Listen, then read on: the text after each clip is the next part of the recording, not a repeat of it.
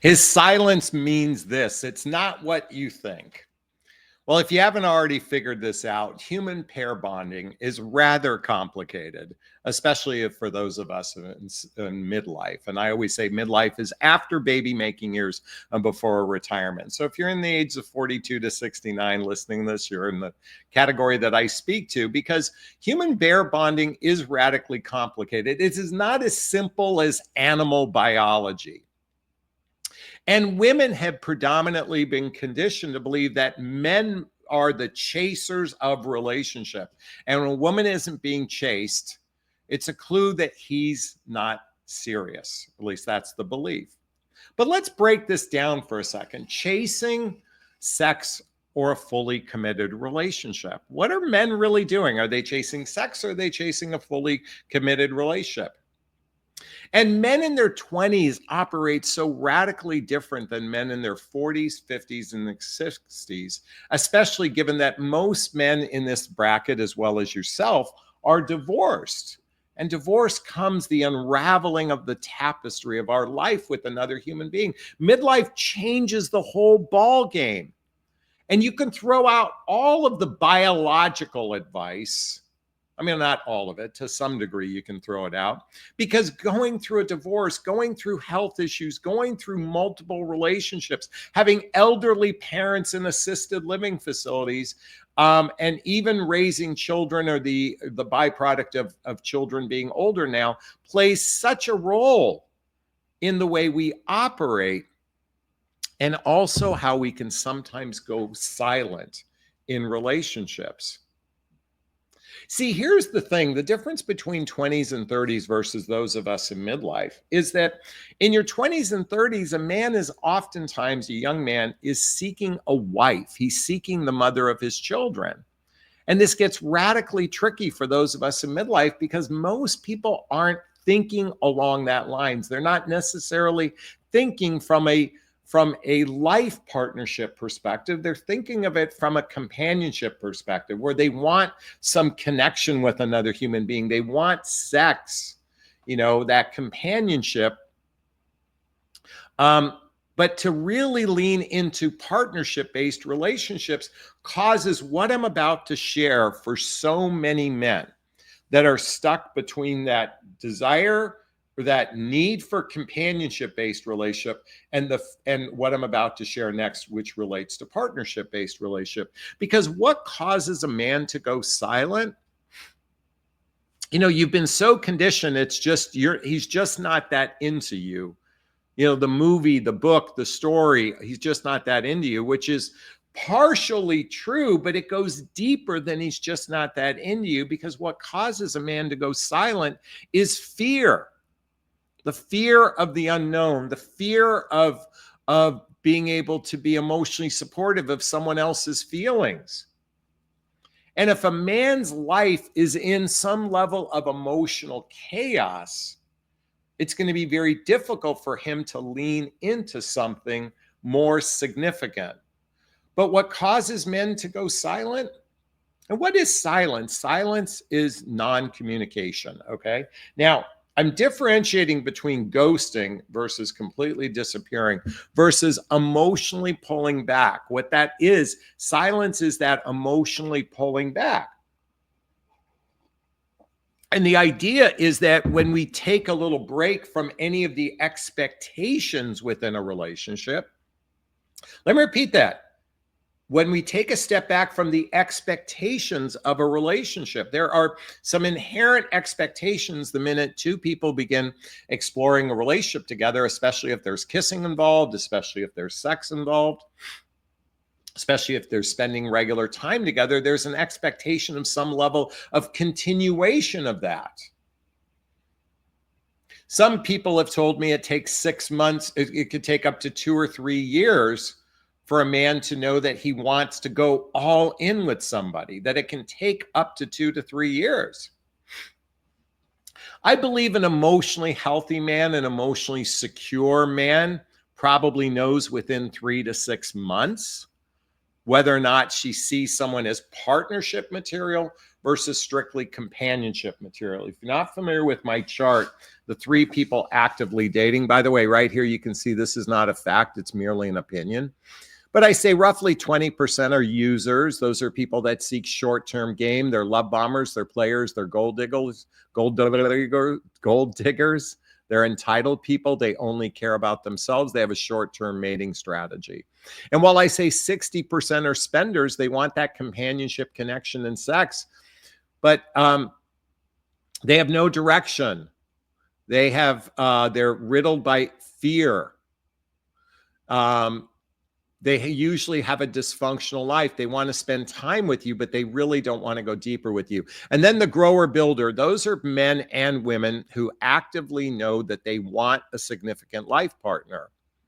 Men who are grower builders experience the silence, but you rarely ever know it. The grower builder, the men who want life partnerships will hit walls. I mean, we all hit a threshold barrier when we're surrendering to love, when we're actively, engaging with another human being. We can butt up against our walls, our fears. I think a grower builder man goes silent on the inside. It's very rare that the woman that he's in relationship with is going to notice that he's internally taking a pause. He's evaluating. He doesn't want to get ahead of himself. He doesn't want to make a promise he can't keep. Users, they're all about making promises they can't keep. Spenders are oftentimes deeply emotionally wounded people who have done little or no work healing on themselves, So they naturally, avoidance tend to go silent. If they have what's known as an avoidant love attachment style, they oftentimes go silent because they're butting up against relationship expectations. I mean, think about it. We make it seem like it's so fantasy beautiful when 2 people are into each other. They just magnetically chase one another.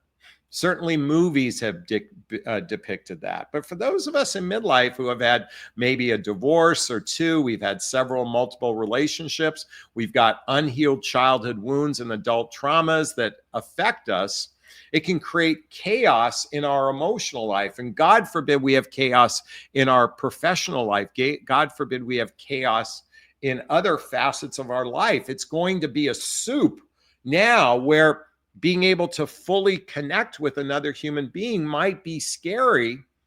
Hence why we go silent, to recalibrate ourselves. That's part of what silence is that space internally to recalibrate. How long does that take? Each person is different. And until deep trust is built with another human being, that's why silence occurs, is that trust hasn't been built between 2 people. Especially those users, they build little or no trust. Spenders, they spend time with you that gives you a false sense of trust because you're actually operating as a placeholder in this person's life versus really beginning the layers of commitment. What are the levels or layers of commitment? Level 1 is monogamy and exclusivity. That's the agreement to be sexually monogamous. That's the agreement not to actively seek and meet other people. That's the first level of commitment. The second level of commitment, which very few people actually ever achieve, that's why we see so many casual relationships, is that second level of commitment is when you start operating as teammates in each other's lives. That's when you start moving past that companionship and connection. You're actually working on potentially merging lives together, integrating lives together. Because ultimately, the third level of commitment is all in. When we say I'm in love with you, it says I'm all in. Why I'm bringing this up in the context of silence is that we naturally, until we fully surrender to all in, it's always a tepid, uncertain experience when you're connecting with another human being, especially if you have deep-seated wounds and traumas that can cause the fear of abandonment, the fear of rejection. We're riddled with fear, and if we don't address those fears, then we typically just go into a silent mode. That's what happens when we don't address the fears. Now, it's okay to be introspective and be quiet while you're introspective, but silence is usually an avoidance of dealing with the core wound that's causing someone fear, the fear of the unknown, the fear of our feelings. And as I said before, if there's chaos going on in a person's life, their professional life is in disarray, maybe children are causing issues in your life, maybe health issues, maybe elderly parents, this all plays a factor. And just remember, silence is simply, oftentimes, not always, an avoidance of our emotions, our fears, our feelings. So a big question I want you to ask yourself right now is to, if you're in a relationship with a man who's gone silent, ask yourself, where is he at in his life? Is he in chaos or is he thriving? Is he in chaos? Is he thriving? Or is he just in neutral? Okay. How do you determine if he's in chaos or thriving? Well, you ask deeper questions as soon as you can early in the stage of relationships. Instead of playing it cool and leaning back and letting him pursue you, I'm a big proponent of you being your own matchmaker in your life to ask those deeper questions to determine where is he at his emotional level. Is he in chaos? Is he thriving? Is he in a space of neutrality? Emotional, by the way, if you're not familiar with my chart, please forgive the glare. Relationship iceberg. The reason why it's called an iceberg is attraction or chemistry is something we first experience. But what's below the waterline is shared values, lifestyles that can blend, a shared vision, and emotional maturity.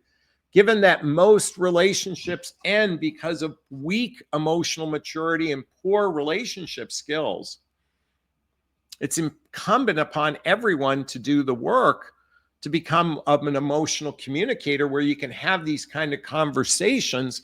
So when we're butting up against fear, we don't have to go silent. We can lean into the fear, because ultimately there's a leap of faith two people must take. I mean, we've got to move past the fantasy version of the way relationships are and actually move into understanding that it's a co-creative experience between two people.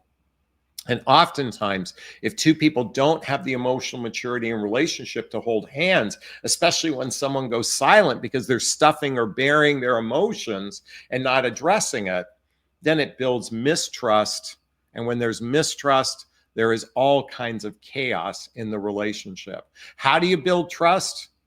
Through a deeper connection that requires, hey, being radically honest very early on, laying your cards on the table, processing your past relationships, healing from your past relationships, and then establishing the rules of engagement. What does this relationship look like? What do you want it to look like? And where do you want it to eventually go? These are conversations to have with somebody very early on, because being silent to your needs oftentimes creates silence from a person because there's ambiguity. And when there's ambiguity, there's uncertainty. And when there's uncertainty, there's fear of the unknown. And I'm just here to encourage everybody to have those deeper conversation early on. Is this sinking in? Is this resonating with you? Please let me know if it is. Post a comment below. I do my best to read them all in the first 24 hours. As always, if you find value in my videos, please hit that like button. Please share this video. Please subscribe to my channel and hit that notification bell so you can be notified of new videos as well. Also, if you want to connect with me directly, there's links below to schedule a discovery call with me to see if working with a coach is right for you. There's a link to join my group called Midlife Love Mastery, where you can have direct access to me on a regular basis. And read my coffee mug. Don't make me go all psycho roommate on you. Forgot to share this. Also, If you want to get the books I recommend, they're listed below. If you want to get my dating vows, all listed below, or just follow me on social media as well. All right, I'm going to wrap up this video as I always do. First off, give myself a big, gigantic Jonathan Barrick of self-love. I'm going to reach into the camera and give you a hug of love if that's okay. I'm going to ask you to turn to someone, a pet, a teddy bear, or a pillow, and give it or them a hug of love, because hugs are a great source of love. And let's face it, we could all use more love in our lives. Thanks a bunch. Bye-bye now. Bye-bye. Bye-bye.